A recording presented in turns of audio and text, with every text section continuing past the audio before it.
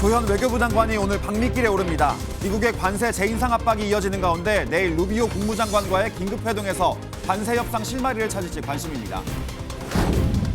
케빈 워시 미국 연준 의장 지명자에 대한 우려로 금융시장이 요동쳤습니다.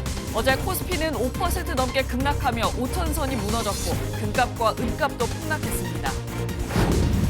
6.3 지방선거를 120일 앞둔 오늘부터 광역자치단체장과 교육감 선거 예비후보자 등록이 시작됩니다. 서울시장과 부산시장이 최대 승부처로 꼽힙니다. 홍일교 측으로부터 금품을 수수한 혐의로 1심에서 징역 1년 8개월을 선고받은 김건희 여사가 법원에 항소장을 냈습니다. 앞서 김건희 특검 역시 항소해 2심에서 치열한 법리 공방이 예상됩니다. 시청자 여러분 안녕하십니까. 관세를 25%로 올리겠다는 트럼프 미국 대통령의 압박이 이어지는 가운데 오늘은 조현 외교부 장관이 미국으로 떠납니다. 조 장관은 루비오 미국 국무부 장관과 한미 외교장관 회담을 가질 예정인데요. 이번엔 실마리를 찾을 수 있을지 관심입니다. 오늘 굿모닝 MBN 첫 소식은 손성민 기자가 보도합니다. 트럼프 미국 행정부의 관세 인상 압박이 이어지는 가운데 조현 외교부 장관이 오늘 오전 미국으로 향합니다. 현지 시각 4일 핵심 광물 장관급 회의 참석을 위해 미국을 찾는 조 장관은 마크 루비오 미국 국무부 장관도 만날 예정입니다. 애초 약식 회동이 전망됐지만 관세 인상이란 시급한 현안 대응을 위해 정식 양자 회담을 갖는 것으로 전해졌습니다.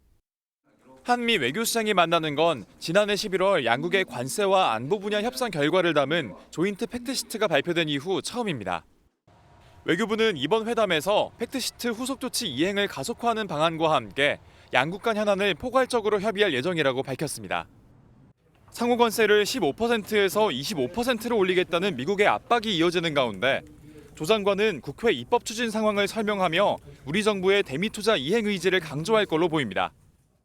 앞서 정부는 김정관 산업통상부 장관과 여한구 통상교섭본부장을 미국으로 급파해 전방위 설득에 나섰지만 뚜렷한 돌파구를 마련하지 못했습니다. 관세 인상 조치는 이미 시작이 된 거고 안보 개최를 준비하고 있는 거고. 관세 인상 절차가 현실화될 것이란 우려 속에 이번 한미 외교장관 회담이 관세 재인상을 막기 위한 분수령이 될 것이란 전망이 나옵니다. MBN 뉴스 손성민입니다. 트럼프 미국 대통령이 인도에 대한 상호 관세를 기존 50%에서 18%로 낮추겠다고 발표했습니다. 트럼프 대통령은 모디 인도 총리와 통화한 뒤 인도는 러시아산 원유 구매를 중단하기로 했다며 우크라이나 전쟁 종식에 도움이 될 거라고 밝혔습니다. 미국은 국가 상호 관세 25%에 러시아와의 석유 거래에 따른 제재성 관세 25%를 더해 인도의 50%의 초고율 관세를 부과해 왔습니다. 다음 소식으로 넘어갑니다. 어제 주식시장은 그야말로 블랙 먼데이, 검은 월요일이었습니다. 코스피가 5% 넘게 급락하면서 5천선이 깨졌고 매매가 일정 시간 정지되는 사이드카도 올해 처음으로 발동됐습니다. 미국 차기 연준 의장으로 케빈 워시가 지명된 게 원인으로 꼽히는데요. 도대체 누구길래 사람 한 명 바뀐다고 이렇게까지 영향을 받는 걸까요? 먼저 장동건 기자가 보도합니다. 코스피는 시작부터 2% 가까이 하락한 채 출발했습니다. 더 떨어져 5천선도 내줬고 이후 오르내림을 거듭하다 4,949에 장을 마친 코스피. 마이너스 5.26%, 하루 만에 무려 270포인트 넘게 빠졌습니다. 점심쯤에는 더 팔지 못하게 5분 동안 거래를 정지하는 매도 사이드카가 발동됐습니다. 거침없던 코스피 급락의 주된 이유는 경제 대통령으로 불리는 미국 연준 차기 의장에 케빈 워시 전 연준 이사가 지명된 것. 과거 긴축을 선호했던 것으로 알려지며 지난주 국제 금 은값이 급락했고 그 여파에 해외 투자자들이 대거 차익 실현에 나선 겁니다. 보시다시피 삼성전자와 SK하이닉스 등 코스피 시가총액 상위 종목들의 주가가 일제히 하락했습니다. 삼성전자는 6%, SK하이닉스는 8% 넘게 빠졌고 현대차와 LG에너지솔루션도 각각 4% 넘게 떨어지는 등 상위 20개 종목 전부 파란불이 켜졌습니다. 아시아 증시들도 일제히 하락했지만 연초부터 24%나 급등했던 코스피는 유독 낙폭이 컸습니다. 단기적으로 해외 시장과의 격차가 커진 부분이 한국 시장에서 가격 조정폭이 좀 확대되는 요인으로 작용을 했다라고 보입니다. 통화량이 줄면서 달러가 강세를 보일 것이란 전망에 원달러 환율은 무려 25원 가까이 오른 1,464원에 주간 거래를 마쳤습니다. MBN 뉴스 장동건입니다. 워시 쇼크는 코스피뿐 아니라 안전자산의 대명사인 금과 디지털금으로 불리는 비트코인까지 줄줄이 급락시켰습니다. 얼마나 또 언제까지 충격이 지속될까요? 배준우 기자입니다. 미국발 충격에 금값이 뚝 떨어지자 거래소를 찾아 금을 사려는 사람들의 발걸음은 종일 끊이지 않았습니다. 금이 많이 떨어져가지고 사볼까 해서 와봤어요. 국내 금값은 1년 전 한돈에 48만 원대에서 지난주 100만 원이 넘어 2배 이상 올랐는데요. 나흘 만에 85만 원대로 15% 이상 떨어졌습니다. 지난주 온스당 5,500달러를 넘었던 국제 금값이 계속 빠져 4,670달러 선까지 떨어진 영향입니다. 금보다도 더 많이 올랐던 국제 은값은 무려 30% 넘게 폭락했습니다. 가상 자산도 마찬가지였습니다. 가상 자산계의 금으로 불리는 비트코인은 개당 1억 1천만 원대로 지난주보다 9% 넘게 하락했고 이더리움은 18%나 떨어졌습니다. 다만 이런 충격이 오래가지 않고 회복할 것이란 전망이 우세합니다. 금리 인하를 원하는 트럼프 행정부가 워시 이사를 지명한 것 자체가 상호 교감이 있었던 것으로 볼 수 있다는 겁니다. 워시에 대해서는 지금 과도하게 좀 걱정을 하고 시장이 소화하는 데는 제가 보기에는 한 일주일 정도의 시간이면 충분하지 않을까. 워시 지명자는 청문회 등을 거쳐 5월 미 통화당국의 새로운 수장으로 취임하는데 그의 입에 국제금융시장은 당분간 요동칠 전망입니다. MBN 뉴스 배준우입니다.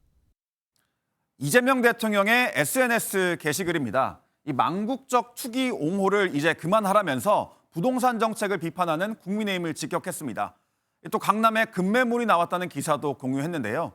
장동혁 국민의힘 대표는 호통친다고 잡힐 집값이면 왜 못 잡았느냐 이렇게 비판했습니다. 이 대통령의 부동산 강공, 먼저 표선우 기자가 보도합니다. 어제 아침 이재명 대통령이 첫 메시지로 올린 SNS 게시물입니다. 정부의 다주택자 양도소득세 중과 유예 종료를 앞두고 강남구 개포동에서 시세보다 4억 낮은 급매가 나왔다는 기사를 공유했습니다. 별다른 해석은 없지만 정부의 유예 종료 방침에 주택시장에 변화가 있음을 강조한 것으로 해석됩니다. 이 게시물 4분 뒤에 이 대통령은 또 국민의힘을 겨냥해 망국적 부동산 투기 옹호도 시대착오적 종북몰이도 이제 그만하시면 어떨까라는 비판글을 올렸습니다. 앞서 국민의힘이 정부의 부동산 공급 대책을 정부가 정해준 부동산 배급이라고 비판하자 맞받아 친 겁니다. 지난 1월 23일부터 어제까지 11차례 SNS 게시물을 통해 다주택자 중과세 유예 종료 방침과 부동산 가격 안정화 의지를 밝힌 이 대통령은 어제도 정책 일관성을 강조했습니다. 정책적으로 일관성 있게 실현하겠다라는 의지를 계속 보여주신다라고 할 수 있겠고요. 5월 9일 날 종료되는 것만큼은 분명하다. 이 대통령이 직접 SNS를 통해 부동산과의 전쟁 의지를 드러내는 것 역시 정책 성공에 대한 강한 의지를 보이는 것으로 해석됩니다. MBN 뉴스 표선우입니다. 야권은 이재명 대통령의 SNS를 통한 부동산 발언에 대해 비판을 쏟아냈습니다. 장동혁 국민의힘 대표는 호통친다고 집값이 잡히겠느냐고 반문했고 이준석 개혁신당 대표는 정부 여당 인사들 먼저 집을 팔아야 시장도 움직일 거라고 꼬집었습니다. 이어서 김민수 기자가 보도합니다. 장동혁 국민의힘 대표는 이재명 대통령이 분노 조절이 안 되는 모양이라고 비판했습니다. 부동산 정상화는 코스피 5,000피, 계곡 정비보다 훨씬 쉽고 더 중요한 일이라고 올린 이 대통령의 SNS 게시글을 가리켜 호통 경제학이라고 꼬집었습니다. SNS는 소통의 공간이지 국민 협박하는 곳이 아닙니다. 분노 조절하시고 이성적인 대책을 내놓기 바랍니다. 그리고는 서울시와 부동산 대책을 논의하고 2031년까지 서울 도심에 주택 31만 호를 공급하는 새로운 대안을 제시했습니다. 더불어민주당, 국민의힘, 국토교통부, 서울시가 참여하는 여야 정서 사자협의체 구성을 다시 한번 제안합니다. 개혁신당도 정부 관계자들과 민주당 의원들이 다주택자라는 점을 부각하며 시장 신뢰를 얻으려면 먼저 집을 팔라고 지적했습니다. 만약 이 내부자들이 5월 9일까지 자신의 주택을 매각하지 않는다면 시장은 정책을 만드는 사람들조차 이 정책의 효과를 믿지 않는다고 생각할 겁니다. 지방선거를 앞둔 상황에서 야권은 정부의 부동산 대책에 대한 여론이 좋지만은 않다는 점을 계속해서 부각시킬 것으로 보입니다. MBN 뉴스 김민수입니다. 보유세 인상까지 꺼내들 수 있다는 분위기에 긴장한 다주택자들은 매물을 내놓기 시작했습니다. 서울 강남과 한강벨트에서 가격을 낮춘 다주택자 급매가 하나둘 나오고 있는데 아직은 매수자가 붙진 않고 있습니다. 더 떨어질 수 있다고 보는 거죠. 이시열 기자입니다.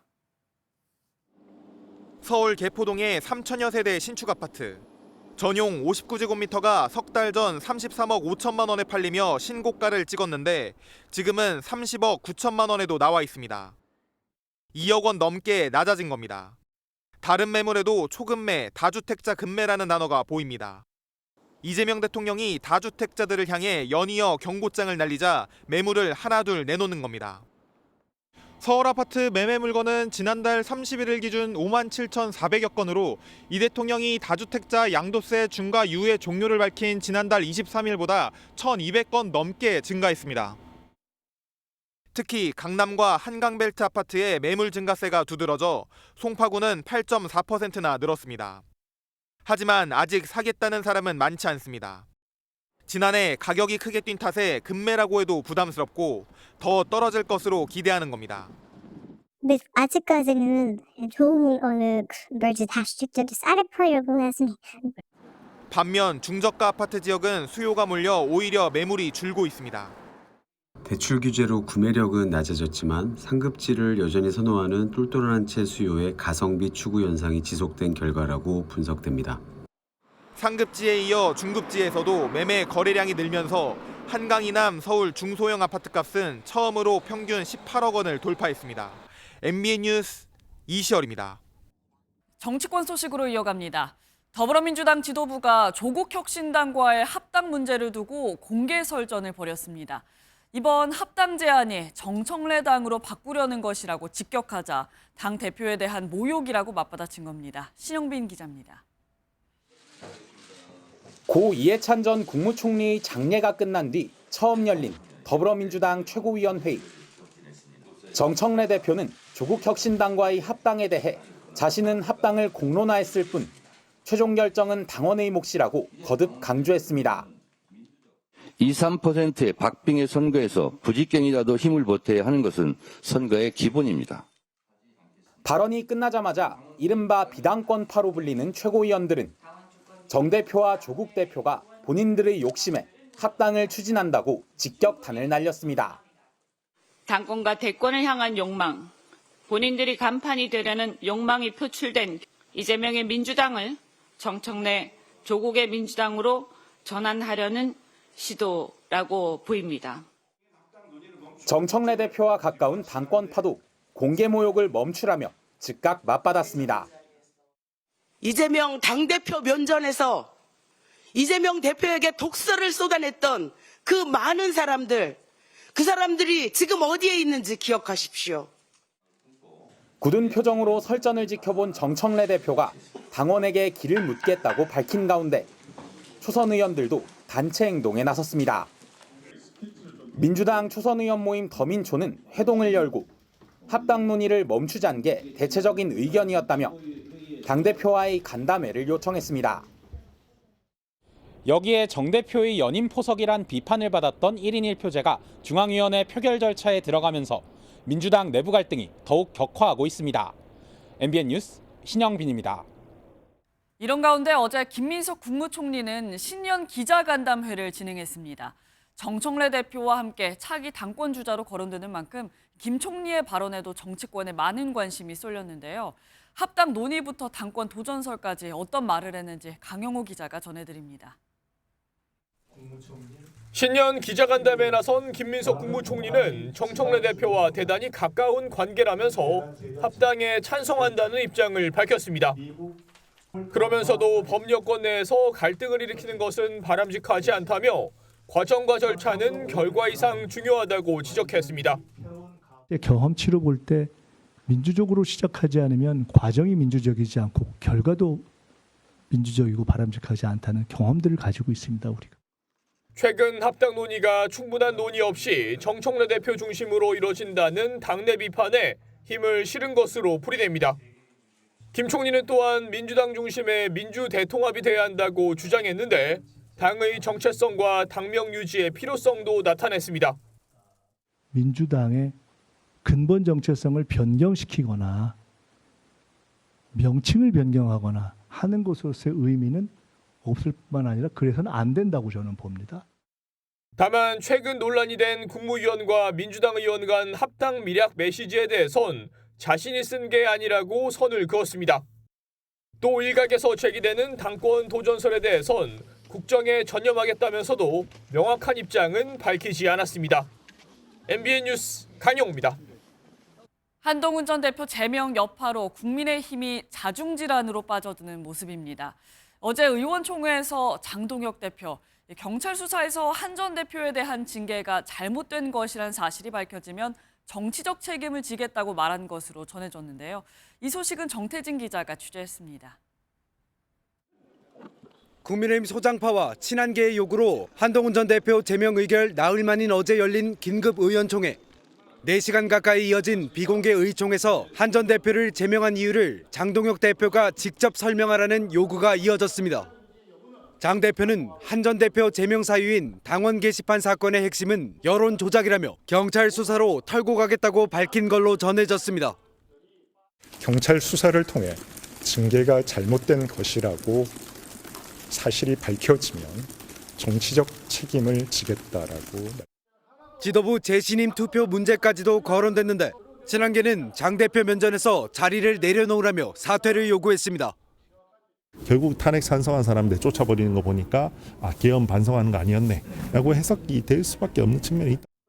한 중진 의원은 지도부를 흔들면 안 된다. 100% 결과를 수용한다는 전제로 전당원 투표를 하자고 역제안했는데 당권파는 반발하고 있습니다. 당원들이 선택한 당대표의 목을 치려고 한다면 당신들은 무엇을 걸 것인지 묻습니다. 국회의원직이라도 거시겠습니까? 의총 도중 장 대표가 지명한 최고위원과 친한계 의원 사이에서 야 임마 너 나와 등 격한 설전까지 벌어진 걸로 전해졌습니다. 한동훈 대표에 대해서 호의적이고 우호적으로 발언하신 분들이 고압적인 자세로 이 사람을 모욕을 주길래 나도 조금 거칠게 반응을 했지. 당내 분열상이 극명히 노출된 가운데 장 대표는 본인 거취와 관련해 내일 예정된 교섭단체 대표 연설 이후 입장을 밝히겠다는 계획입니다. MBN 뉴스 정태진입니다.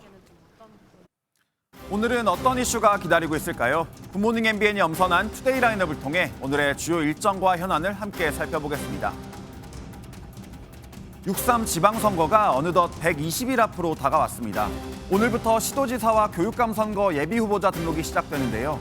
예비후보자가 되려는 사람은 만 18세 이상이어야 하고 관할 시도선관위에 후보자 기탁금의 5분의 1인 1,000만 원을 납부해야 합니다. 한병도 더불어민주당 원내대표가 국회 교섭단체 대표연설에 나섭니다. 한 원내대표는 내란 종식과 검찰개혁을 강조하고 법안 처리를 위한 야당의 협조도 당부할 전망입니다. 내일은 장동혁 국민의힘 대표가 대표연설을 진행합니다. 평화의 소녀상 철거를 요구하며 위안부 피해자를 모욕한 혐의를 받는 김병헌 위안부법 폐지 국민행동 대표가 오늘 경찰 조사를 받습니다.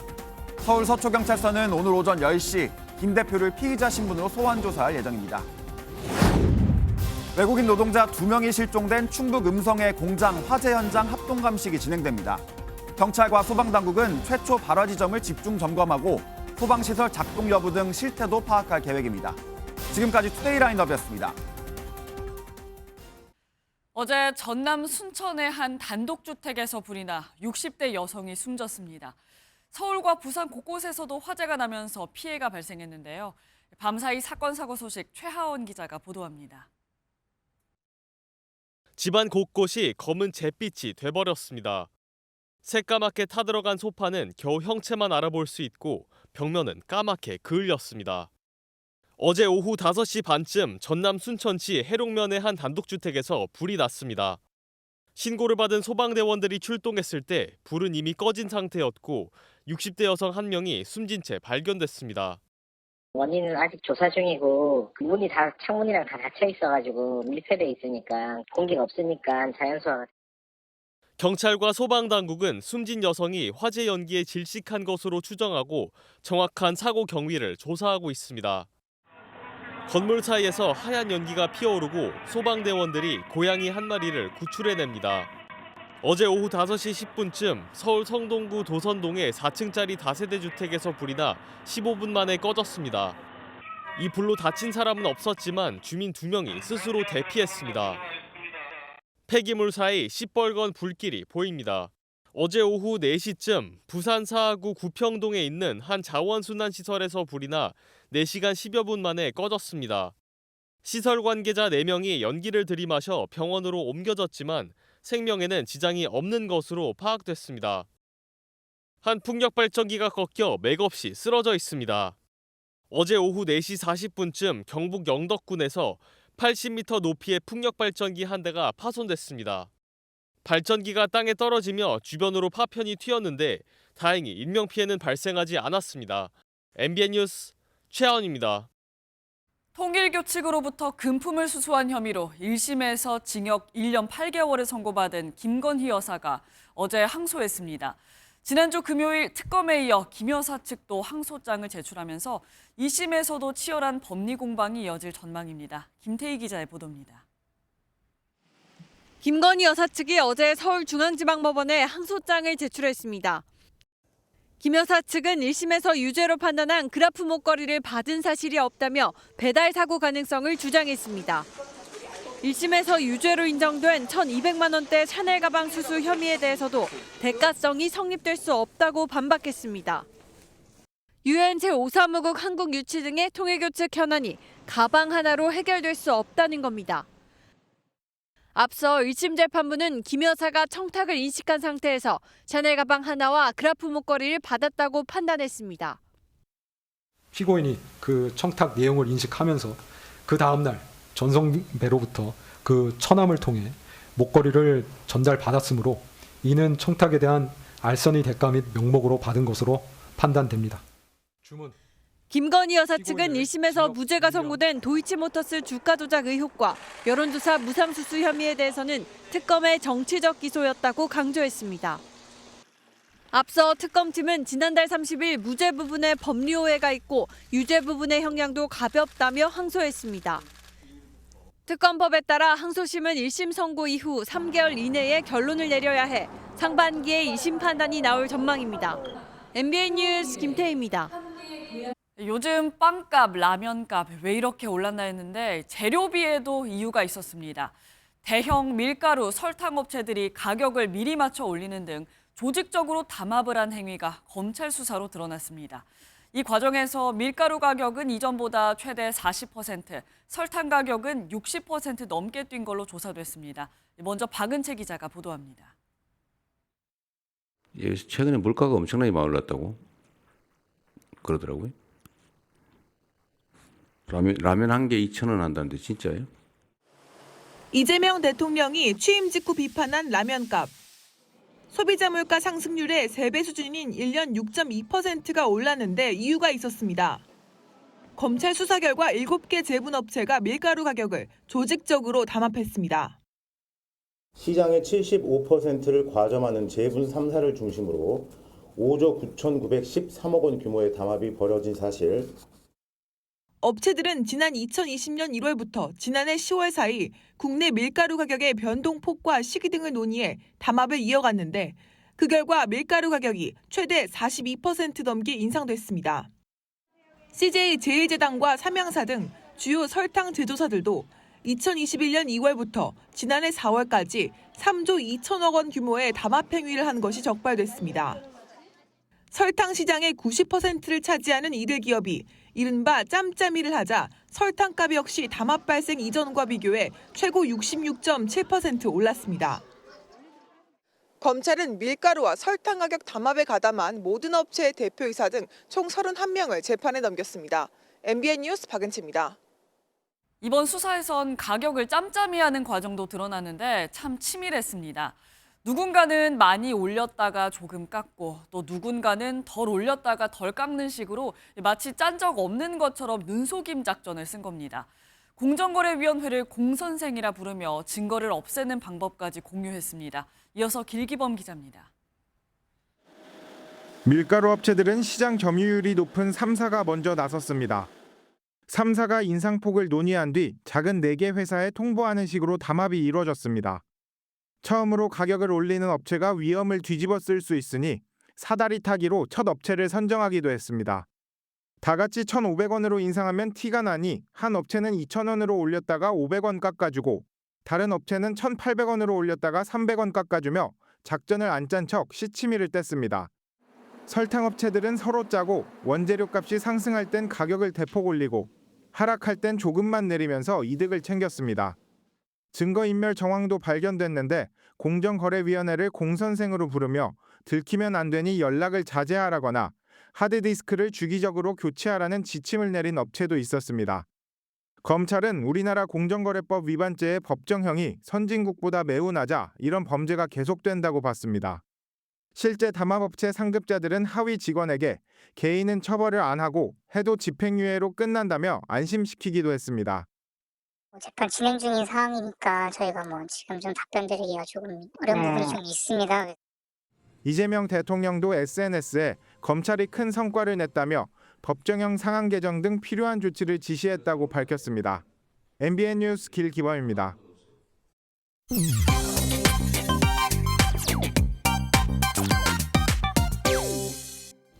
최근 서울대 경제학부에 합격해 화제가 된 이보진 호텔신라 사장의 장남 임모군이 후배들을 위한 내신 설명회에 연사로 나섰다는 소식이 전해졌습니다. 학원 측의 요청을 받아 입시 팁과 공부법을 전하기 위해 참석한 임모군. 예비 고1 학생들에게 3년간 스마트폰과 게임을 완전히 끊을 것을 추천했다는데요. 모든 시험을 마친 후 3년 만에 맛보는 즐거움도 괜찮았다라며 절제를 강조했다 전해집니다. 단순한 만큼 지키기 어려운 비법에 누리꾼들은 다 공개돼 있어도 아무도 못 따라하는 맛집 비법 같다. 스마트폰 없이 살기 쉽지 않은데 결국 본인의 노력이 제일 중요한 듯 3년 참다가 서울대 합격 후 놀러 다니면 더 재밌긴 하겠다 등의 반응을 보였습니다. 입대를 앞둔 청년들이 한 번쯤 부른다는 이 노래 이등병의 편지를 가수 정동원 씨가 직접 불렀습니다. 보란 포기 친구 얼굴 모든 것이 새롭다 이제 다시 시작이다 젊은 날의 생이여. 오는 23일 해병대 입대를 앞둔 정동원 씨, 평소 해병대를 동경해 자원 입대한 걸로 알려졌는데요. 입대 전 마지막 앨범에 김광석의 이등병의 편지를 리메이크한 곡을 담은 겁니다. 온라인에선 초등학생 때부터 봤는데 벌써 입대한다니 신기하다, 세월이 빠르다, 의젓한 모습으로 돌아오길 등의 응원의 댓글이 이어지고 있습니다. 중국 전기차 기업이 개발한 차세대 휴머노이드 로봇이 첫 거리 시연 도중 굴욕을 당했습니다. 지난달 31일 중국의 한 쇼핑몰에서 처음으로 일반인을 대상으로 한 시연 행사가 열렸는데요. 실제 사람처럼 자연스럽게 걸어 나오더니 갑자기 멈춰섭니다. 이윽고 허리를 꺾으며 뒤로 넘어지고 마는데요. 결국 당황한 스태프들이 로봇의 사지를 붙잡고 급하게 퇴장합니다.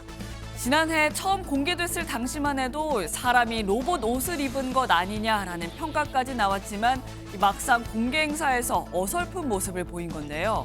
던진 누리꾼들은 아직 기술적으로 완벽한 상태는 아닌 듯 공개한 건 시기상조였나, 고장난 거냐 뭐냐 등의 반응을 보였습니다. 지금까지 인터넷 와글와글이었습니다. 술을 마시고 택배를 배송하던 50대 택배기사가 경찰에 덜미를 잡혔습니다. 음주운전을 한 것도 모자라 경찰이 출동하자 담벼락에 숨어있기까지 했습니다. 왜 그랬을까요? 이 남성 음주운전이 처음이 아니었습니다. 최희지 기자가 단독 보도합니다.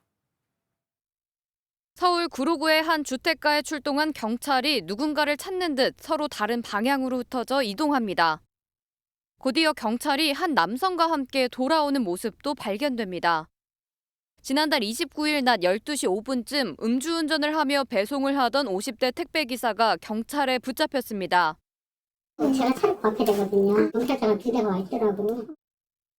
택배기사는 배송이 잘못됐다고 항의한 고객과 실랑이를 벌인 것으로 알려졌는데 술 냄새가 난다며 음주를 의심하자 곧바로 달아났습니다.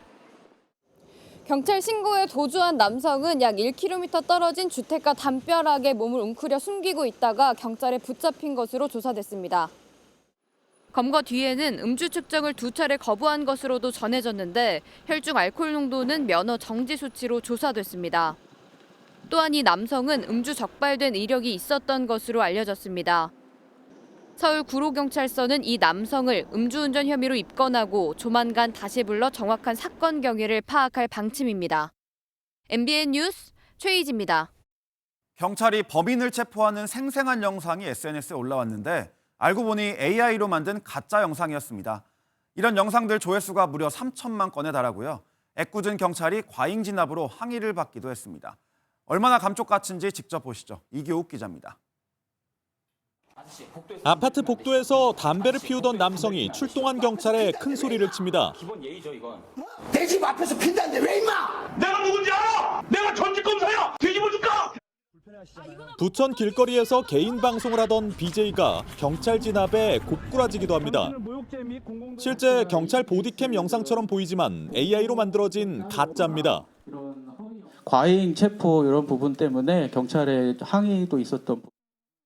이런 영상 수십 개를 순찰 24시라는 그럴듯한 제목의 SNS 채널을 만들어 유포한 30대 남성이 붙잡혔습니다. 여성 탈의실에 침입한 여장 남자와 같은 자극적인 소재로 관심을 끌어 광고비를 벌려고 했는데 누적 조회수가 3천만 건에 달합니다. 그나마 첫 영상을 올린 지 3개월 만인 지난달 22일 검거돼 추가 확산을 막았습니다. 술 좀 챙기고 같이 가야 돼요 오늘. 가짜 영상 제작에 자신감이 붙은 남성은 큰 돈을 벌 요량으로 AI 음란물 사이트까지 연 것으로 드러났습니다. 경찰은 다른 허위 영상을 제작 유포해 추가 피해가 발생할 수 있다고 보고 이 남성을 구속해 검찰에 넘겼습니다. MBN 뉴스 이기옥입니다. 두바이 쫀득 쿠키, 이른바 두쫑쿠 열풍에 찬물을 끼얹는 소식입니다. 이 유행을 타고 무분별하게 판매가 늘어나면서 결국 위생 문제까지 불거졌습니다. 한범수 기자가 보도합니다. SNS를 타고 선풍적인 인기를 끄는 두바이 쫀득 쿠키입니다. 조리법이 비교적 간단해 대형 유통업체는 물론 동네 카페까지 이제는 팔지 않는 곳을 찾기 어려울 정도입니다. 사람들 많이 사가나요, 아직도? 아주 많이 사가요. 저희 매장에서 직접 사가요. 하지만 유행을 믿고 아무 곳에서나 사 먹으면 건강을 해칠 우려가 있습니다. 식약처 신고센터에는 최근 석 달 동안 두바이 쫀득 쿠키에 이상이 있었다는 신고가 19건 접수됐습니다. 곰팡이인지 카카오 가루인지 구분이 안 됐다. 먹고 식중독 증상이 나타났다며 위생관리에 불만을 제기하는 소비자가 가장 많았습니다. 두바이 쫀득 쿠키입니다. 일부 소비자들은 쿠키 안에서 손톱과 같은 이물질을 발견한 것으로 확인됐습니다.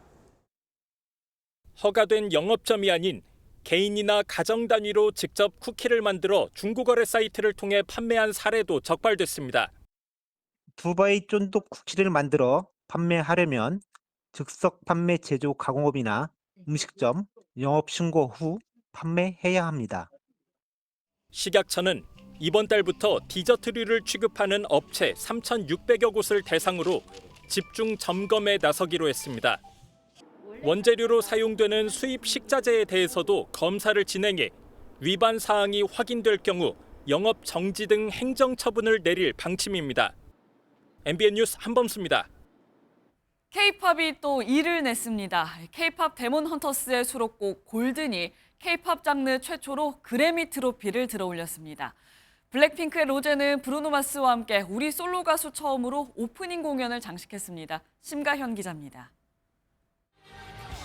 블랙핑크 로제가 미국 팝가수 브루노 마스와 함께 히트곡 아파트를 열창하며 세계 최대 규모의 음악 시상식 그래미의 시작을 알립니다. K-팝 솔로 가수가 이 무대에 오른 건 이번이 처음. 아파트는 K-팝 데몬헌터스 수록곡 골든과 함께 올해의 노래 등 3개 부문 본상 후보에 올랐지만 수상에는 이르지 못했습니다. 골드는 대신 사전 행사에서 베스트 송 리튼 포 비주얼 미디어 부문 수상작으로 이름을 올렸습니다. 영상 매체를 위해 쓰인 곡 가운데 최고로 꼽힌 건데 수상의 영예는 이재와 테디, 24 등 노래를 만든 프로듀서들에게 돌아갔습니다. K-팝 제작진이 최초로 그래미를 들어올린 역사적인 순간입니다. 아쉽게 이 자리에 함께하진 못했지만 The Pioneer of K-pop 테디 형께 이 영광을 바칩니다. 미 뉴욕타임즈는 수차례 후보에 올랐던 BTS도 수상에 이른 적은 없었다며 이번 수상의 의미를 짚었고 할리우드 매체 버라이어티는 골든이 It's Our Moment라는 가사처럼 최고의 순간을 맞았다고 평가했습니다. 팀 캐데헌은 오는 3월 열리는 미 최고 권위의 영화 시상식 아카데미에서 또 한 번 새로운 역사에 도전합니다. MBN 뉴스 심가현입니다.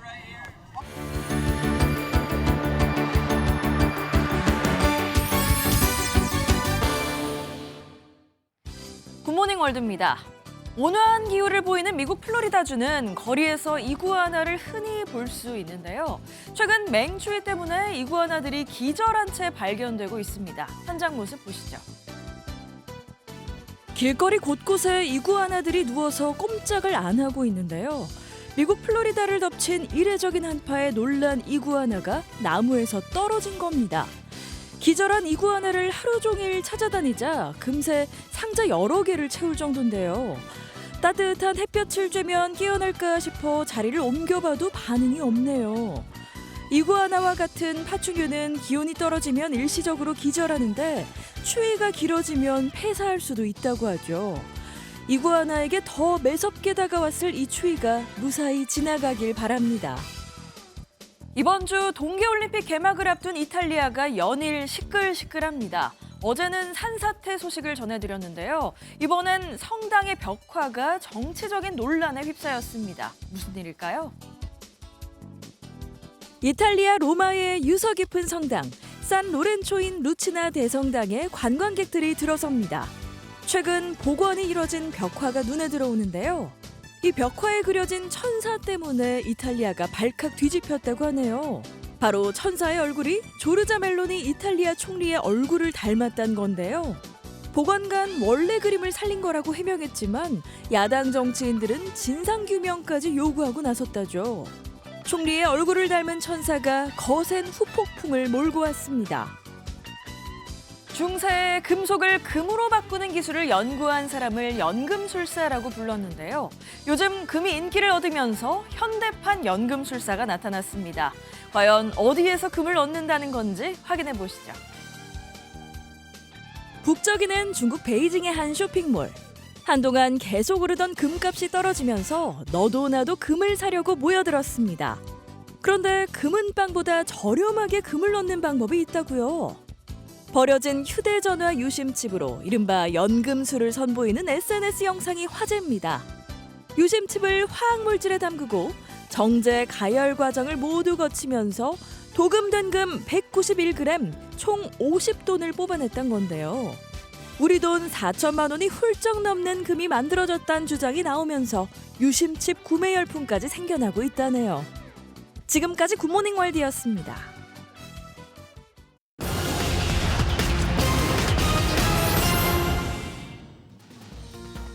오늘 꼭 알아야 될 경제 이슈들 키워드로 짚어보겠습니다.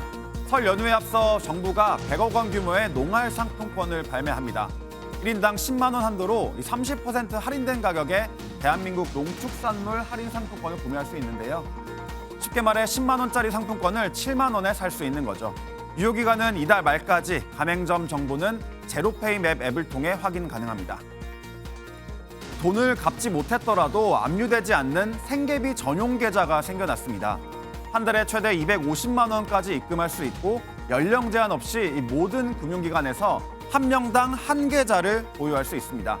채무 조정 중이거나 일시적으로 어려움을 겪는 사람들의 생활비를 보장하기 위함입니다. 로또 1등이면 인생 역전한다는 공식은 깨졌지만 역설적이게도 판매량은 역대 최대치를 기록했습니다. 지금까지 로또 1등에 당첨된 사람은 누적 10,000명이 넘는 것으로 집계됐는데요. 1등 평균 당첨금은 20억 원에 달했는데 지난해에만 6조 2천억 원어치가 팔리면서 최대 판매 기록을 경신했습니다. 지금까지 굿모닝 경제였습니다. 약국도 이제 변하고 있습니다. 싼 가격을 앞세운 이른바 약국계의 다이소, 대형마트형 약국이 서울에도 문을 열었습니다. 소비자들의 발길은 몰리지만 주변 동네 약국들의 시선은 고울 수만은 없는데요. 김세희 기자가 보도합니다. 매장 입구에 쇼핑카트가 줄지어 서 있습니다. 470원, 초특가 할인을 알리는 안내판은 마치 대형마트를 연상케 합니다. 지난해 경기도 성남에 처음 선보여 약국계 다이소라 불렸던 대형마트형 약국이 서울에 더 큰 규모로 문을 열었습니다. 전용 면적 870평 규모의 약국입니다. 약 5,000가지 종류의 의약품과 건기식, 동물의약품 등 여러 가지 제품이 있습니다. 많은 약들이 진열돼 있는 진열대 옆에는 이렇게 소비자들이 병원에서 받은 처방전에 따라 약을 조제할 수 있는 곳도 있습니다. 대형 유통 매장의 박리담의 전략으로 의약품 가격을 낮춰 소비자들의 발길이 이어집니다. 아이를 키우다 보니까 좀 구비해야 되는 약들이 많아가지고 시중에 파는 거에서 보다 좀 싸니까 이용할 생각은 있어요. 하지만 동네 약국은 반가울 리 없습니다. 의약품을 어떤 공산품처럼 인식을 할 수 있게 만들어서 싸다고 많이 사듯이 그런 충동구매 유발할 수도 있고 약국이 자꾸 없어진다면 접근성이 잃게 될 것이기 때문에 전국에 들어선 대형마트형 약국은 약 30곳 정도. 약국은 등록제라 개설에 제약이 없어 대형마트형 약국이 생기는 지자체마다 마찰이 빚어지고 있습니다. 이에 보건복지부는 최대 창고형 같은 5인용 광고를 금지하도록 약사법 시행규칙을 개정해 논란 차단에 나섰습니다. 정부의 규제에도 가격 경쟁력이라는 무기 앞에 신구 약국 간의 갈등은 당분간 계속될 전망입니다. MBN 뉴스 김세희입니다. 금값은 급락했는데 김값은 폭등했습니다. 우리 K김의 선풍적인 인기로 수출이 크게 늘어난 영향인데 마른 김 한 장에 150원을 넘겼습니다.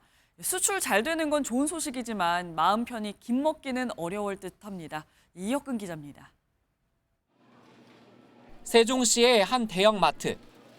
국민반찬 김 매대 앞이 평소보다 한산합니다.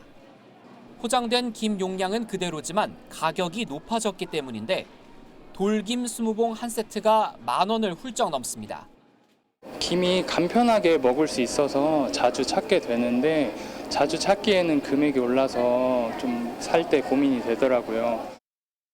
지난달 마른 김 한 장 값은 150원을 넘어섰습니다. 2년 전에는 한 장에 100원 수준이었는데 그새 가격이 50%나 뛴 겁니다. 김값이 폭등한 건 김의 생산량보다 수출량이 더 많이 늘었기 때문입니다.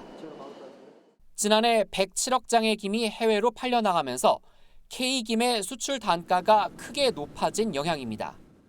K김의 브랜드 가치가 올라감에 따라 고부가가치화되면서 수출 단가가 상승했고 이게 국내 가격 상승과 연동된 측면이 있습니다. 문제는 치솟은 김값이 전체 수산물 가격을 자극할 수 있다는 겁니다. 지난해 수산물 물가 상승률은 5.9%로 전체 소비자 물가 상승률보다 3배 가까이 높았습니다. 정부는 비축 수산물 13,000톤을 풀고 최대 50% 할인 행사를 하는 등 설을 앞두고 수산물 값이 더 뛰지 않도록 조절한다는 계획입니다. MBN 뉴스 이혁근입니다. 그룹 BTS 공연 소식에 공연장 일대 숙박비가 천정부지로 치솟자 이재명 대통령이 반드시 뿌리 뽑겠다며 엄단을 지시한 바가 있죠. 그렇다면 이렇게 숙박업주가 가격을 업주 마음대로 올릴 경우에 현행법으로 처벌할 수가 있을까요? 조성우 기자가 알아봤습니다. 서울 광화문 인근의 숙박업소 예약 화면입니다. 그룹 BTS의 공연이 예정된 다음 달 21일 전후의 숙박비가 평소보다 크게 오른 것으로 나타났습니다. 30만 원 안팎이었던 숙박비를 90만 원으로 올린 곳부터 40만 원대에서 135만 원으로 요금을 100만 원 넘게 받는 곳도 등장했습니다. 57만 원부터 형성이 돼 있고요. 150만 원짜리까지 있고요. BTS 때문이죠. 단도직입적으로 말씀드리면은. 하지만 이처럼 숙박 요금을 고무줄 늘리듯 올린 건 부당하다는 우려도 나옵니다. 마치 돈을 뺏긴 느낌이 들고요. 그리고 속은 느낌이 들기 때문에. It's too much money. I mean, they should be considerate. Very disappointed. Not good. Because I like Korea, but not that price. 이재명 대통령도 SNS를 통해 시장 전체의 질서를 무너뜨리는 악질적 횡포라며 반드시 뿌리 뽑아야 한다고 강력 경고했습니다. 현장에서는 너무 비싼 요금은 자제해야 한다는 의견과 가격 결정은 업주의 자유라는 주장이 엇갈리고 있습니다. 실제 바가지 요금을 처벌할 수는 없는지 따져봤습니다. 현행법에 따르면 업주가 접객 때 요금표를 게시하고 그 금액대로 받도록 규정하고 있을 뿐 상한선은 따로 없습니다. 업주가 미리 100만 원이라고 공지하고 그대로 받는다면 아무리 비싸다는 느낌을 준다 해도 불법은 아니라는 게 법조계의 설명입니다. 게시된 금액이 얼마이건 문제가 없게 되어 있습니다. 바가지 요금을 규율하고 있거나 그걸 해서는 안 된다고 하는 규정이 없기 때문에 가격 상한선이 없고 명확한 처벌 규정도 없는 현 상황에서 바가지 요금을 처벌할 수 있다는 명제는 사실이 아니었습니다. 사실 확인 조성우입니다. 오늘 큰 추위 없습니다. 아침 공기는 어제보다 차갑지만 낮 동안에는 기온이 평년을 웃돌겠고요. 절기 입춘이 들어있는 내일과 모레는 낮 기온이 8도 안팎까지 올라서 더욱 포근해지겠습니다. 어제 내린 눈이 밤사이 얼어서 길이 미끄러운 곳이 많습니다. 오늘 출근길은 운전자와 보행자 모두 교통안전에 주의하셔야겠습니다. 서쪽 지역의 건조특보는 해제됐지만 여전히 동해안에 따라서는 건조경보가 내려져 있고요. 오늘과 내일 이들 지역으로는 바람도 강하게 불 것으로 보입니다. 산불 조심하셔야겠습니다. 이 시각 현재 기온을 보면 서울이 영하 7.5도, 춘천이 영하 12도, 부산 영하 2.6도를 가리키고 있고요. 낮 최고 기온은 서울이 5도, 대전과 전주 6도로 어제보다 4에서 5도가량 높겠습니다. 주 후반에는 다시 영하 10도 안팎의 강추위가 찾아오겠고 호남과 제주를 중심으로는 눈이 내릴 전망입니다. 날씨였습니다. 물가가 왜 자꾸 오르나 의문이었는데 기업들이 뒤에서 가격을 짬짬이 하고 있었던 것으로 드러났습니다. 수법도 기가 막힙니다. 그런 노력을 품질 개선하고 생산성 높이는 데 썼으면 1등 기업이 되고도 남지 않았을까요? 엄정 조치가 필요해 보입니다. 네, 오늘 저희가 준비한 소식은 여기까지입니다. 오늘도 건강하고 행복한 하루 보내시기 바랍니다. 고맙습니다.